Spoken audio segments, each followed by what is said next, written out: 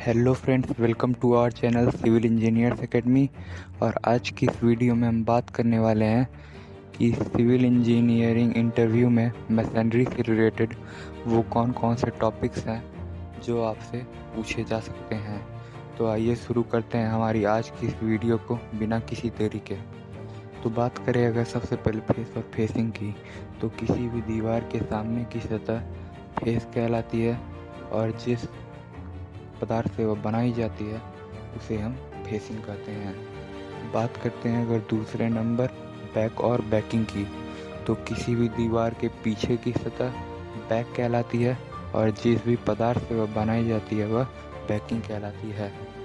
बात करें अगर तीसरे नंबर फिलिंग की, तो किसी भी दीवार के फेस और बैक के बीच जो पदार्थ भरा होता है उसे फिलिंग कहते हैं। अगर बात करें अगले टर्म की, तो वो है कोर्स। तो किसी भी दीवार की क्षैतिज अवरत को कोर्स कहते हैं। कोर्स में ईंट की मोटाई और मसाले की मोटाई जुड़ी रहती है। अगर वही बात करें बेड लेवल की, तो किसी भी रद्दे के नीचे की समतल सतह बेड लेवल कहलाती है। अगर बात करें हॉरिजॉन्टल जॉइंट्स की, तो किन्हीं भी दो क्रमागत रद्दों के बीच की मोटाई मसाले की वही हॉरिजॉन्टल जॉइंट कहलाती है। अब बात करें अगर वर्टिकल जॉइंट्स की, तो क्षैतिज जॉइंट्स के ऊपर जो हॉरिजॉन्टल जॉइंट्स होते हैं उनके ऊपर ऊर्ध्वाधर दिशा में जो भी जॉइंट्स बने होते हैं उन्हें वर्टिकल जॉइंट्स कहा जाता है। अब अगर बात करें स्ट्रेचर की, तो जब सामने से देखने पर किसी भी ईंट की मोटाई और लंबाई या फिर चौड़ाई और लंबाई दिखे तो इस दशा में उसे स्ट्रेचर कहा जाता है।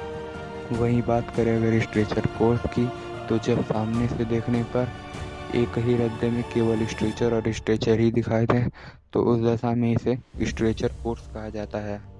अगला टर्म है हेडर। तो जब सामने से देखने पर ईंट या पत्थर की केवल मोटाई और चौड़ाई दिखे तो इस दशा में इसे हेडर कहा जाता है।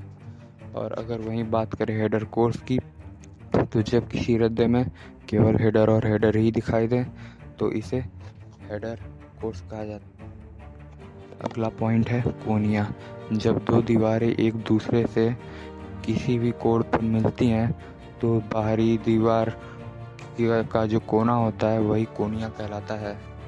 अगर बात करें किंग क्लोजर की, तो जब किसी ईंट को उसकी लंबाई और चौड़ाई में आधे हाथ से तिरछे में काटा जाता है तो जो ईंट की संरचना बनती है उसे हम किंग क्लोजर कहते हैं।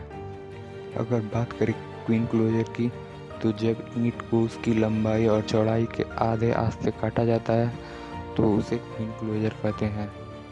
अब अगर बात करें बेड की, तो जब किसी ईंट को उसकी लंबाई में चौड़ाई के समांतर किसी भी आकार में काटा जाता है तो बेड का निर्माण हो जाता है। अगला पॉइंट है स्पॉल।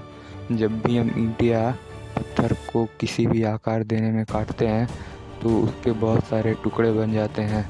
इन टुकड़ों को स्पॉल कहा जाता है जिसे ईंट या पत्थर चिनाई के दौरान भर दिया जाता है। नेक्स्ट है टूथिंग। जब भी हमें किसी पुरानी दीवार को आगे भविष्य में बढ़ाना हो तो उसमें एकांतर क्रम में रद्दों में 5-5 सेंटीमीटर का गैप छोड़ देते हैं जिसे टूथिंग कहते हैं।